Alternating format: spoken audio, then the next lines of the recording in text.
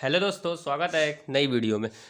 आज हम एक नए टॉपिक की बात कर रहे हैं इस वीडियो में। वो क्या है नया टॉपिक? आज हम आपके सामने वर्कशॉप टेक्नोलॉजी के बारे में कुछ बात करेंगे। ये video polytechnic third semester mechanical engineer वालों के लिए मोस्ट इम्पॉर्टेंट उनके सिलेबस में वर्कशॉप टेक्नोलॉजी एक सब्जेक्ट है, तो उसी के बारे में हम इसमें चर्चा करेंगे। और उसमें एक WT में फर्स्ट चैप्टर है जिसका नाम है वेल्डिंग। उस वेल्डिंग चैप्टर में बहुत सारे जो है वो डिफरेंस दे रखे हैं, तरह तरह के। कहीं एसिटिलीन सिलेंडर, ऑक्सीजन सिलेंडर में है। अगर आपने वेल्डिंग चैप्टर पढ़ा हो अच्छे से उसमें, और जो है उच्च दाब वेल्डिंग, निम्न दाब वेल्डिंग पर बहुत सारे है ना, कम से कम 10 से 12 जो है उसमें अंतर है।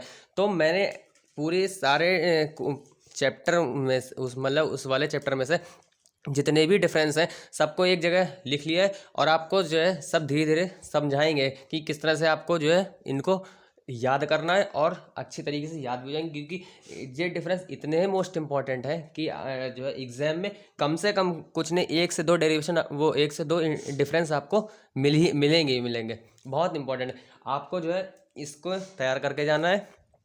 तो सारे एक एक करके हम सब बात करेंगे डिफरेंस के बारे में। चलिए नए चैनल को सब्सक्राइब करें और जो है वीडियो की शुरुआत करते हैं। देखिए पहला यहाँ पे मैंने लिख रखा है डिफरेंस, उच्च दाब एवं निम्न गैस वेल्डिंग में अंतर। यानी कि उच्च दाब वेल्डिंग, निम्न दाब वेल्डिंग। अगर इंग्लिश में बताएं, हाई प्रेशर वेल्डिंग और लो प्रेशर वेल्डिंग, किस दोनों में क्या डिफरेंस है। देखिए पहला लिखा हुआ है गैस का दाब 15 किलोग्राम पर सेंटीमीटर स्क्वायर होता है। यानी कि उच्च दाब वेल्डिंग, जो हाई प्रेशर वेल्डिंग होती है, उसमें जो गैस का प्रेशर होता है वो 15 kg यानी कि 15 किलोग्राम लगभग पर सेंटीमीटर स्क्वायर तक होता है। फिर इस लो निम्न दाब वेल्डिंग में क्या है, गैस का दाब लगभग 1 kg पर सेंटीमीटर स्क्वायर तक ही होता है। इसमें प्रेशर जो है बहुत लगभग कम ही होता है। और हाई प्रेशर है, इसलिए उसका प्रेशर भी बहुत हाई होगा वेल्डिंग के लिए, और जो लो प्रेशर है उसका वेल्डिंग उसका प्रेशर कम होगा। इसी तरह से दूसरा लिखा है गैस का उत्पादन बड़े कारखानों में किया था। यानी कि इसमें क्या होता है, हाई प्रेशर वेल्डिंग में जो है इसका उत्पादन बड़े कारखानों में किया जाता है। और निम्न वाले में क्या है, गैस का उत्पादन छोटे जनरेटर द्वारा किया जाता है। इसका छोटे जनरेटर यानी कि इसकी छोटी जगह पे इसकी डिमांड है, इसकी बड़े जगह पे जो है वो होती है। फिर लिखा है थर्ड पॉइंट, उच्च दाब होने के कारण यानी कि हाई प्रेशर होने के कारण क्या होता है, प्रेशर रेगुलेटर की आवश्यकता पड़ती है। इसमें प्रेशर रेगुलेटर की आवश्यकता पड़ती है। निम्न दाब में लो प्रेशर होता है, इसलिए जो है प्रेशर रेगुलेटर की आवश्यकता जरूरत नहीं पड़ती है। बस इतना सा है। फोर्थ लिखा हुआ पॉइंट, इस विधि द्वारा दुर्घटना की संभावना ज़्यादा नहीं होती है, और फिर इस विधि द्वारा दुर्घटना की संभावना अधिक बनी रहती है। मतलब हाई प्रेशर में जो है रेगुलेटर लगा होगा आवश्यक, तो जो है इसलिए इसकी संभावना भी इतनी नहीं ज़्यादा होती है दुर्घटना की। इसमें क्या है, दुर्घटना की संभावना अधिक बनी रहती है। फिफ्थ पॉइंट लिखा है, यह विधि प्रायः महंगी होती है, और जो है लो प्रेशर वेल्डिंग है सस्ती होती है। हाई प्रेशर वेल्डिंग महंगी होगी, लो प्रेशर सस्ती होती है। बस। फिर लिखा है कैल्शियम कार्बाइड की ज़रूरत नहीं पड़ती है, इस विधि में कैल्शियम कार्बाइड की ज़रूरत पड़ती है। कैल्शियम कार्बाइड है तो उसकी ज़रूरत नहीं पड़ती है हाई प्रेशर में, लो प्रेशर में ज़रूरत पड़ती है। तो इस तरह से पहला कंप्लीट होता है। अगर इसके आपको जो है, इसमें मैंने कम से कम 6 पॉइंट लिख रखे हैं, ज़्यादा से नहीं, आपको 4 से 5 पॉइंट तो आप एग्जाम में इसके लिख ही सकते हैं, और आपको अच्छे नंबर 5 नंबर तक का क्वेश्चन आता है आपको दिला सकते हैं। चलिए और दूसरे डिफरेंस की बात करते हैं। ये देखिए इसमें लिखा हुआ है सेकंड देखिए लिखा है left word welding technique and right word. आपने वेल्डिंग टेक्निक्स पढ़ी होंगी, क्या क्या वेल्डिंग की टेक्निक्स होती हैं। तो उसमें एक लेफ्ट वर्ड वेल्डिंग और राइट वर्ड वेल्डिंग, यानी कि लेफ्ट हैंड से करी जाती है, एक राइट वर्ड वेल्डिंग है। उस तरह से जो है इन दोनों में क्या डिफरेंस है वो बताना है। तो देखिए डिफरेंस भी लिखा है।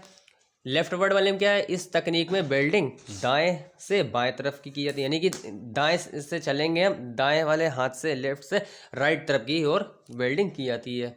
ठीक है, तो यानी कि लेफ्ट हैंड से राइट हैंड की ओर। फिर राइट वर्ड में क्या है, वेल्डिंग दाई से बाई की ओर, मतलब बाई से दाई की ओर की जाती है। यानी कि इसमें राइट वर्ड से लेफ्ट वर्ड की ओर जाना पड़ेगा। बस सिंपल सा है, इतना हो जाएगा। फिर सेकंड पॉइंट लिखा हुआ है फिलर रॉड, यानी कि फिलर जो रॉड होती है बेल्ट जिससे यानी कि जो मेटल पिघलता है, पिघलाया जाता है, वो क्या होती है फिलर रॉड। 30 से 40 डिग्री के कोण पर रहती है, यानी कि उसका जो एंगल होता है वो 30 डिग्री से 40 डिग्री की एंगल तक होता है। फिर फिलर रॉड वर्ड 30 से दोनों में मतलब ये इक्वली रहता है, राइट वर्ड में भी और लेफ्ट वर्ड में भी। फिलर रॉड का जो है नहीं कि जिससे बेस मेटल के नाम जो बेस मेटल पिघलता है, जो वेल्डिंग बीड बनती है उसमें, किसी भी उसमें क्या नाम मेटल में वेल्ड बीड का, जब फिलर मेटल पिघलेगा तभी तो वेल्ड बीड बनेगी, और जिस कारण वो क्या होती है उसमें जॉइंट बनता है। तो जॉइंट वो जो फिलर रॉड जो पिघलती है उसको 30 डिग्री कोण पर रखा जाता है, चाहे लेफ्ट वर्ड हो चाहे राइट वर्ड हो, दोनों में इक्वली है। फिर लिखा हुआ है थर्ड पॉइंट, फिलर रॉड की खपत अधिक होती है, यानी कि अब भाई वो मेटल वो क्या नाम पिघलेगा फिलर रॉड, तो उसकी खपत तो होगी ही होगी लेफ्ट वर्ड में, और फिलर रॉड की खपत यानी कि लेफ्ट वर्ड में ज़्यादा होती है, राइट वर्ड में उस चीज़ की कम होती है।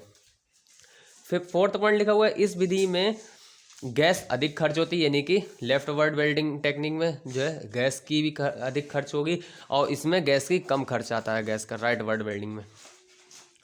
फिर 5 पॉइंट लिखा हुआ है, यह विधि अधिक महंगी होती है और यह विधि सस्ती होती है, यानी कि लेफ्ट वर्ड है महंगी है और राइट वर्ड में क्या है यह विधि सस्ती होती है। छठा पॉइंट लिखा है, वेल्डिंग प्रक्रिया की गति धीमी होती है, यानी कि जो लेफ्ट वर्ड है उसमें धीरे धीरे वेल्डिंग होगी।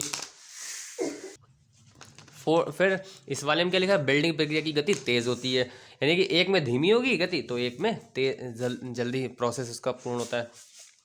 तो ये लेफ्ट वर्ड वेल्डिंग और राइट वर्ड वेल्डिंग में डिफरेंस था। 6 पॉइंट इसमें भी हैं, आप चाहे अपनी जो है इच्छा के अनुसार 4 से 5 पॉइंट एग्जाम में अटेम्प्ट कर सकते हैं। ये आपको डिफरेंस जितने भी बहुत मोस्ट इंपॉर्टेंट है और एग्जाम में हेल्पफुल करेंगे। ये कम से कम मैंने इसमें 10 से 12 डिफरेंस लिख रखे हैं, आपको धीरे धीरे बता रहे हैं, और ये एग्जाम में 1 से 2 आपको मिलेंगे ही मिलेंगे। देखिए थर्ड लिखा हुआ है, ज्वाला के दोष व उनके निवारण, यानी कि जो ज्वाला बिल्डिंग में बनती है यानी कि फ्लेम जिसे कहते हैं, उसके दोष यानी क्या क्या डिफेक्ट है और उसके मतलब उसका फिर क्या क्या कारण निवारण हो सकता है। इससे निवारण यानी कि क्या उपचार उससे कर सकते हैं, जो भी दोष आ जाएगा उसमें फिर उसका क्या जो है उसका वो हो सकता है उपचार, यानी कि उसको किस तरह से जो है फिर उस दोष को कैसे दूर किया जा सकता है उसके बारे में है। देखिए सबसे पहले लिखा हुआ है, देखिए पहला दोष लिखा हुआ है ज्वाला को टूट, यानी कि ज्वाला टूटना, ज्वाला कैसे टूट जाती है, तो किस कारण ज्वाला टूटती है लिखा हुआ है, गैस की सप्लाई हाई प्रेशर पर होने के कारण ज्वाला की टिप अधिक दूर तक जलती हुई प्रतीत होती है, जिस कारण वह बार बार टूट जाती है। यानी कि जो गैस की सप्लाई होती है उसमें वो हाई प्रेशर होती है, हाई प्रेशर जब हो जाएगा उसका बहुत ज़्यादा प्रेशर बढ़ा देंगे तो उससे क्या होगा, उसकी टिप जो होती है बहुत अधिक दूर तक जलती हुई प्रतीत होगी, बहुत अधिक उसकी लौ दूर तक जलेगी, जिस कारण क्या होती है वो ज्वाला मतलब बार बार टूट जाती है। फिर इसका यानी कि निवारण के लिए यानी कि क्या इससे बचाव कर सकते हैं, इसके बचाव के लिए क्या है, इस दोष के निवारण हेतु रेगुलेटर में लगे एडजस्टिंग स्क्रू द्वारा दाब कम करके ज्वाला का टूटना बंद किया, यानी कि जो रेगुलेटर में एडजस्टिंग स्क्रू लगा होता है उसके द्वारा उसको फिर कम करा जाता है, फिर जिसका ज्वाला टूटना बंद हो जाता है, मतलब हल्के हल्के उसको ज्वाला का टूटना बंद होता है। इस कारण इसका यह डिफेक्ट इसका उपचार होता है।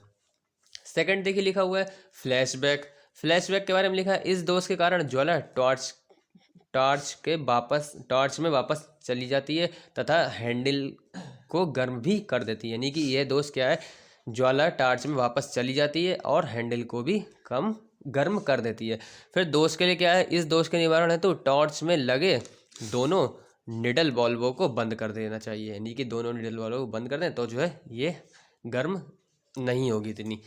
फिर थर्ड लिखा हुआ है फ्लेम का साइज छोटा बड़ा होना है, यानी कि फ्लेम का किस तरह से साइज छोटा बड़ा होगा उसके बारे में लिखा हुआ है। लिखा है यदि दोनों गैसों का प्रेशर रेगुलेटर ठीक कार्य नहीं करता है तो यह दोष उत्पन्न हो जाता है, यानी कि उसका जो प्रेशर रेगुलेटर है अगर ठीक से कार्य नहीं करेगा तो क्या होगा, यह दोष उत्पन्न हो जाएगा। इस दोष का निवारण है तो एकल चरण रेगुलेटर का स्थान द्वि चरण रेगुलेटर के स्थान पर करना चाहिए। इस तरह से आप कर सकते हैं इसको। फोर्थ में लिखा हुआ है फ्लेम का कांपना, फ्लेम कांपती कैसे है, कांपना है उसका, जो फ्लेम जलेगी वो कांपती किस तरह से, लिखा है वाटर सील से हॉज पाइप में पानी आ जाने के कारण फ्लेम का एक समान रूप से नहीं जलती तथा कांपती हुई प्रतीत होती। मतलब उसमें क्या होता है, जो उसका वाटर जो पाइप होता है हौज पाइप, उसमें पानी चला जाता है, जिस कारण क्या होता है फ्लेम जो है सही से जल नहीं पाती। इस तरह से वो क्या होती, कांपती हुई प्रतीत होती है। इसके निवारण हेतु क्या लिखा है, इस दोष के निवारण हेतु टॉर्च को हौज पाइप से निकालकर गैस के बॉल्ब को खोलकर हौज पाइप में भरा पानी बाहर निकाले। मैंने उसको जो उसका बॉल्ब खोलेंगे और उससे पानी को निकाल देंगे तो हौज पाइप इससे पानी बाहर निकल जाएगा, फिर ठीक चलने लगेगी। बस यही है इसमें। तो ये बस इतना ही है, इसमें कम से कम 4 पॉइंट लिखे हैं। इम्पॉर्टेंट भी है, यानी कि ज्वाला के कारण निवारण उनके आ सकते हैं। आप इनको चारों पॉइंट बुक में कम से कम इसके काफ़ी दे रखे हैं, और जो है बहुत मतलब लैंग्वेज भी वैसी लिखी, इसलिए मैंने इसको थोड़ा शॉर्टली करके यहाँ पे दिखाया ताकि जो है अच्छे से याद हो सकें और जो है एग्ज़ाम में आपके हेल्पफुल हो जाएं। तो चलिए अगले डिफरेंस की बात करते हैं। लिखा हुआ है, अब देखिए बात आ गई सिलेंडर की। लिखा है पहले ऑक्सीजन सिलेंडर और एसिटिलीन सिलेंडर में क्या डिफरेंस है, क्या क्या दोनों में डिफरेंस है। ऑक्सीजन सिलेंडर देखिए लिखा हुआ पहला इसमें acetylene cylinder, oxygen cylinder. Oxygen में लिखा हुआ है इस सिलेंडर का रंग काला होता है। आपने देखा भी होगा जो ऑक्सीजन सिलेंडर होता है उसका रंग यानी कि वो काले रंग का सिलेंडर होता है, और जो एसिटिलीन सिलेंडर होता है उसका रंग लाल होता है, यानी कि वो लाल रंग का सिलेंडर होता है। फिर लिखा हुआ है इस सिलेंडर की सप्लाई काफ़ी अधिक होती है, सिलेंडर की सप्लाई काफ़ी अधिक होती है, और इस सिलेंडर की सप्लाई काफ़ी कम होती है। ये सेकंड पॉइंट है। थर्ड पॉइंट लिखा है इसके यूनियन में RH चूड़ियाँ होती हैं, यानी कि राइट हैंड चूड़ियाँ होती हैं, राइट हैंड में चूड़ियाँ होती हैं, इसके यूनियन में RH चूड़ियाँ होती हैं। फिर लिखा है इसके यूनियन में लेफ्ट हैंड चूड़ियाँ होती हैं। बस सिंपल सा है। फिर लिखा है फोर्थ में इनकी तली में सेफ्टी वॉल्व नहीं लगे होते हैं, और इनकी तली में 2 सेफ्टी वॉल्व लगे होते हैं। बस मतलब ऑक्सीजन सिलेंडर में सेफ्टी वॉल्व नहीं होंगे एक भी, और एसिटिलीन सिलेंडर में 2 सेफ्टी वॉल्व लगे होते हैं।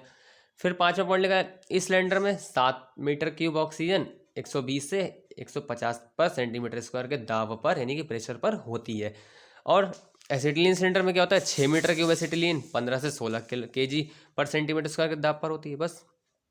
बस इसमें 5 ही पॉइंट लिखे हुए हैं, आप इनको तैयार करिए, आप एग्जाम में बहुत अच्छे से आप कर सकते हैं इसको। फिर अगले डिफरेंस की बात करते हैं। लिखा हुआ है cutting torch and welding torch में अंतर। कटिंग टॉर्च और वेल्डिंग टॉर्च में क्या अंतर है, लिखा हुआ भी है, देख पा रहे हो, आपको दिख रहा हो कटिंग टॉर्च और वेल्डिंग टॉर्च। पहला क्या लिखा, कटिंग टॉर्च प्रायः भारी होती है, जो कटिंग टॉर्च होती है यानी कि काटने वाली टॉर्च है, और एक वेल्डिंग टॉर्च है वो कटिंग टॉर्च जो है वो भारी होगी, और जो वेल्डिंग टॉर्च होती है वो थोड़ी हल्की होती है।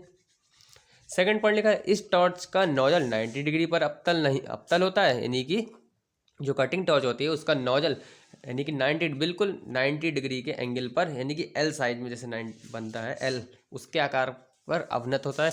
और वेल्डिंग टॉर्च में जो होता है नोजल वो 120 डिग्री के एंगल पर अवनत होता है। बस इतना सा है। थर्ड पॉइंट लिखा हुआ है इसके नोजल में प्रायः 3 छिद्र होते हैं, यानी कि 3 छेद होते हैं कटिंग टॉर्च के नोजल में, और वेल्डिंग टॉर्च के नोजल में एक ही छिद्र होता है, उसमें एक छेद होता है खाली बस।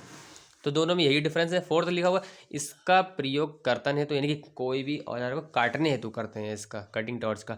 और वेल्डिंग टॉर्च का क्या है, 2 कार्य को जो वेल्डिंग तो आपको पता ही है, वेल्डिंग क्या है, प्रोसेस होता है 2 कारखंड को ज्वाइंट यानी कि जोड़ने के लिए प्रयोग किया जाता है। तो वेल्डिंग टॉर्च यानी कि जोड़ने के लिए, और कटिंग काटने के लिए। बस इतना सही है, इसमें और कुछ नहीं है। 4 है, आसानी से याद हो जाएंगे, कोई बहुत टफ भी नहीं है, अगर आप एग्जाम में आए तो इसको कर सकते हैं। फिर अगला डिफरेंस की बात करते हैं। देखिए अगला लिखा हुआ छोटा आर्क तथा लंबा आर्क में अंतर। क्या अंतर है दोनों में, छोटा आर्क और लंबा आर्क। लिखा हुआ पहला इसमें धातु गहराई तक प्रवेश करती है, और सेकंड लिखा इसमें धातु कम गहराई तक प्रवेश करती है, यानी कि धातु जो है अधिक अंदर तक जाएगी इसमें जो, और छोटे आर्क में। और लंबा आर्क है उसमें धातु कम गहराई तक प्रवेश करती है। सेकंड में लिखा हुआ है इसमें बेल्ट बीड ठोस बनी जाती है, यानी कि बेल्ट बीड जो होती है वो काफ़ी सॉलिड होती है छोटे आर्क में। और लंबे आर्क में क्या है, बेल्ट बीड खोखली व फूली हुई प्राप्त होती है, खोखली और फूली हुई प्राप्त होती है इसमें। फिर थर्ड लिखा हुआ छोटा आर्क, इस धातु नष्ट नहीं होती, इसमें धातु नष्ट नहीं होगी। और इसमें क्या लिखा है, जलने के कारण धातु व्यर्थ होती है। जो आर्क जब जलता है उसके कारण धातु क्या होती है, व्यर्थ होती है। और इसमें धातु नष्ट नहीं होती है। बस इसके 2 पॉइंट और हैं, अभी आपको बता रहे हैं। फोर्थ पॉइंट लिखा है, देखिए ऊष्मा की कम मात्रा की जरूरत पड़ती है और इसमें ऊष्मा की अधिक मात्रा की जरूरत पड़ती है। यानी कि हीट जो है छोटे आर्क में हीट की कम जरूरत पड़ेगी और लंबे आर्क में हीट की ज़्यादा मात्रा में जरूरत पड़ती है। फिर फिफ्थ पॉइंट लिखा हुआ, बेल्ट बीड सुदृढ़ बनती है। बेल्ट बीड इसमें सुदृढ़ बनती है, अच्छी मतलब काफ़ी। और इसमें बेल्ट बीड बहुत कमज़ोर होती है। यानी कि जो छोटा आर्क है उसमें बेल्ट बीड बहुत ही मजबूत अच्छी तरीके से सुदृढ़ होगी और जो लंबा आर्क होता है उसमें काफ़ी कमज़ोर बेल्ट बीड बनती है। तो चलिए बात करते हैं अब नेक्स्ट डिफरेंस की। लिखा हुआ है TIG welding and MIG welding, बहुत मोस्ट इंपॉर्टेंट है ये। तो जो है ऐसे समझिए, हो सकता है आपको एग्जाम में जो है अभी से अगर आप जो है सोचे मिल जाए, काफ़ी इंपॉर्टेंट है TIG वेल्डिंग और MIG वेल्डिंग। इसके बारे में आपको बताना है अंतर क्या होता है।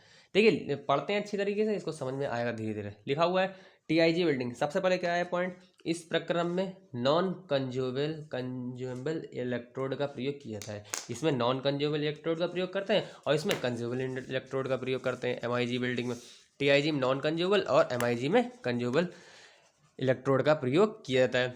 फिर TIG वेल्डिंग में सेकंड लिखा हुआ, यह प्रक्रम DC व AC दोनों में कार्य करता है। यानी कि DC में भी कार्य करेगा और AC यानी डायरेक्ट करंट भी और अल्टरनेटिंग करंट दोनों के रूप में TIG वेल्डिंग कार्य करती है। MIG वेल्डिंग केवल DC का करंट का ही प्रयोग किया जाता है, यानी कि डायरेक्ट करंट का ही प्रयोग कर सकते हैं। फिर थर्ड पॉइंट लिखा है TIG में प्रक्रम की गति अपेक्षाकृत धीमी होती है। इसमें मतलब जो प्रोसेस होता है इसका बहुत धीरे धीरे होता है और इसमें प्रक्रम यानी कि प्रोसेस बहुत तीव्रता तेजी से होता है।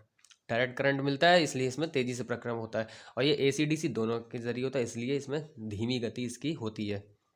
फिर लिखा है फोर्थ, यह प्रक्रिया हाथ से चली यानी कि हाथों के द्वारा यह प्रक्रिया होती है और यह प्रक्रिया ऑटोमेटिक या सेमी ऑटोमेटिक होती है। ये हाथों द्वारा नहीं हो सकती, इसलिए ऑटोमेटिक या सेमी ऑटोमेटिक द्वारा ये होती है। फिर पांचवा पॉइंट लिखा हुआ है TIG में, इस प्रक्रम में दोनों हाथों का प्रयोग किया जाता है और इस प्रक्रम में केवल एक ही हाथ का प्रयोग किया जा सकता है। मतलब TIG में हम दोनों हाथों का प्रयोग कर सकते हैं और MIG वेल्डिंग में हम केवल एक हाथ का ही प्रयोग कर सकते हैं। छठा पॉइंट लिखा 600 एम्पीयर तक की धारा प्रयोग की जाती है और इसमें 350 एम्पीयर तक, यानी कि इसमें करंट ज़्यादा हाई होता है और इसमें करंट 300 एम्पीयर तक ही धारा प्रयोग कर सकते हैं इसमें। फिर ये कंप्लीट हो गया TIG वेल्डिंग और MIG वेल्डिंग। अब एक लास्ट और बचा है जिसके बारे में लिखा है upset butt welding and flash butt welding. Last है, इसके बारे में समझते हैं क्या लिखा है। पहला स्टेप लिखा है अपसेट बट वेल्डिंग और फ्लैश बट वेल्डिंग। लिखा हुआ है इसमें अपसेट की बात कर रहे हैं, पहले लिखा है यह प्रक्रिया रेजिस्टेंस वेल्डिंग प्रोसेस के अंतर्गत है। यानी यह प्रोसेस किसके अंतर्गत आता है, रेजिस्टेंस वेल्डिंग प्रोसेस के अंतर्गत आता है। और यह प्रक्रिया फ्लैश वेल्ड वाली आर्क वेल्डिंग प्रोसेस के अंतर्गत आता है। यानी कि ये प्रतिरोध वेल्डिंग होती है, जो अपसेट वेल्डिंग होती है प्रतिरोध वेल्डिंग प्रोसेस होती है और जो फ्लैश वेल्डिंग है ये आर्क वेल्डिंग के अंतर्गत आती है। फिर सेकंड पॉइंट लिखा हुआ है यह इस प्रक्रम में दोनों सिरों को गर्म किया जाता है। यानी कि इस प्रक्रम में जो मेटल होती है उसके दोनों सिरों को गर्म करते हैं। फ्लैश में क्या है, दोनों सिरों के मध्य उत्पन्न होने वाले आर्क के कारण दोनों सिरे गर्म किए जाते हैं। फिर थर्ड लिखा हुआ इसका प्रयोग कम क्रॉस सेक्शन को जोड़ने के लिए किया जाता है, यानी कि छोटा क्रॉस सेक्शन होगा और इसका उपयोग बड़े क्रॉस सेक्शन को जोड़ने के लिए किया जाता है। फ्लैश वर्ड का बड़े क्रॉस सेक्शन को जोड़ने के लिए और अपसेट वर्ड का छोटे क्रॉस सेक्शन को जोड़ने के लिए करते हैं। फोर्थ पॉइंट लिखा है इस प्रक्रम में जोड़े जाने वाले दोनों अवयवों के बीच गैप नहीं रखा जाता है और इसमें लिखा है दोनों प्रक्रम में जोड़े जाने वाले अवयवों के बीच गैप रखा जाता है। तो उम्मीद करते हैं आपको ये कुछ बहुत इंपॉर्टेंट थे डिफरेंस। आपको मतलब जो है चैप्टर तो बहुत बड़ा वेल्डिंग है अगर आप बुक में देखें तो, इसलिए आपको ढूंढने में परेशानी होगी काफ़ी कितने कितने डिफरेंस कहाँ ढूंढें। इसलिए मैंने सब शॉर्टली लिख रखे हैं, सारे पॉइंट भी हर डिफरेंस में मुश्किल से 5 से 6 पॉइंट, किसी किसी में तो 4 ही पॉइंट दे रखे हैं। तो आप इनको अच्छे से पढ़ लीजिए और इसकी आपको दिख भी पा रहा, सब तो मैंने पढ़ के दिखाई दी है, तो आपको नोट्स की क्या ज़रूरत पड़ेगी इसमें। तो जो है उम्मीद करते हैं आपको समझ में भी आए होंगे। तो नए चैनल को सब्सक्राइब करें और आप ये वीडियो जो भी आपके फ्रेंड्स हो, अगर आप के क्लास में साथी हो, उनको आप शेयर कर सकते हैं ताकि उनकी भी हेल्प हो सके। तो तब तक के लिए धन्यवाद, फिर मिलते हैं जल्दी एक नई वीडियो में, तब तक के लिए बाय।